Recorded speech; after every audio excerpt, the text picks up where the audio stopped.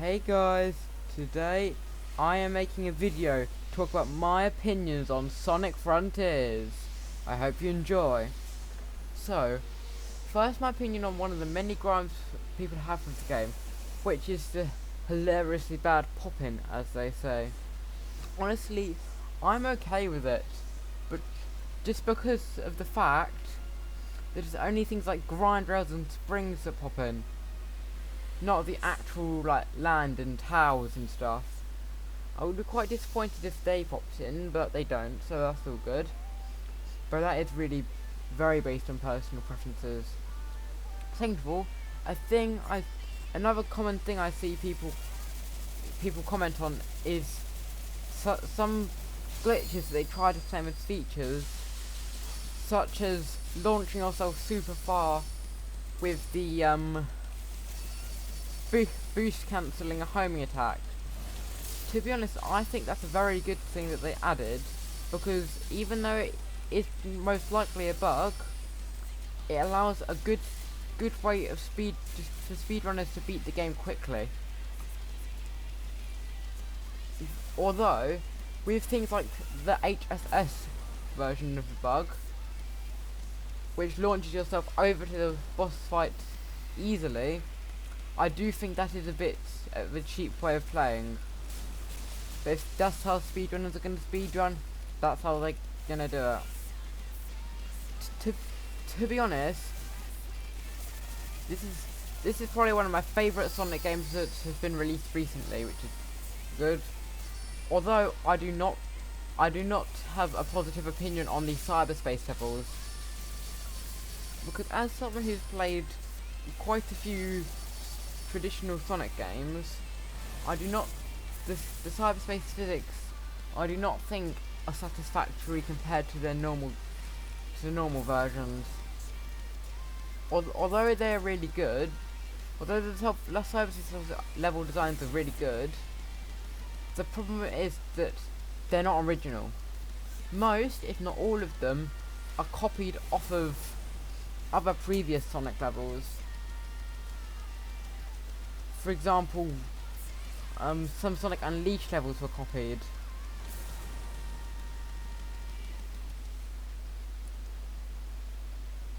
As you can probably tell by the video, I am playing the Giganto boss fight for this I'm recording it for this video.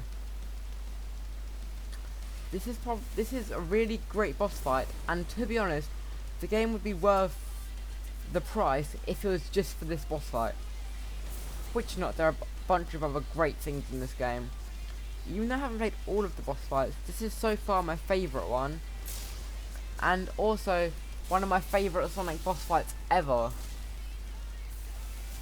I also like how this game has an amazing combat system, which helps with bosses and even just normal enemies. Yeah.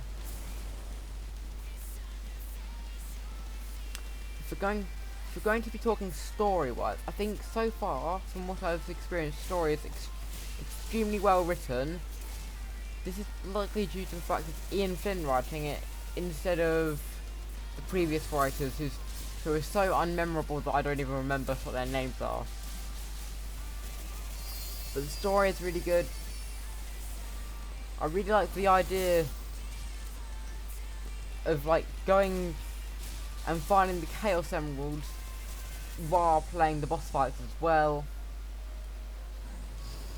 And also character designs for people like Sage, and the bosses like Giganto, Riverne, Ninja, Knight, Supreme, and Tower, and Asura, and all the other ones, to be honest.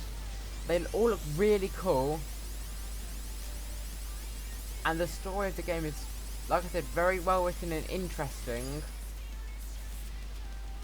And even if after using save files to replay boss fights they get quite easy, they're still extremely fun to play nevertheless. And yeah, and they look extremely cool in my opinion. So yeah, I'm probably repeating myself a bunch of times here, but who cares? So far I've conquered Kronos Island, and Ares Island, and I'm currently playing Chaos Island. All of which have been extremely fun so far. Although Sega, please, for the love of chaos, change Sonic's Death Sand in lava. It sounds so horrible. Not in like an unrealistic kind of way. It just sounds too real. Speaking of voice acting, I love the take on Sonic's voice in this game. Even though Roger Craig Smith usually gives Sonic a more high-pitched, kiddie-sounding voice, in this game, they fixed that problem and gave him a deeper, more teenage-sounding voice, which I think fits his character way more. Also, in that clip, did I just go through the mountain? How weird. So yeah, from what I've played of this game so far, it is amazing. And in my main save file, I've unlocked all of Sonic's abilities, and they're all great and fun to use in combat. Also, I just got eaten. Look, I just got eaten.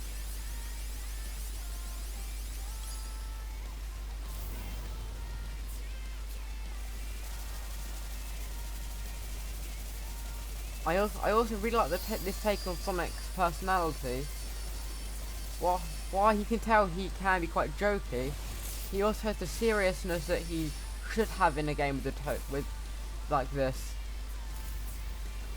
I also find what I've seen so far of the cyber corruption really interesting, and I've really enjoyed Sonic's development throughout it.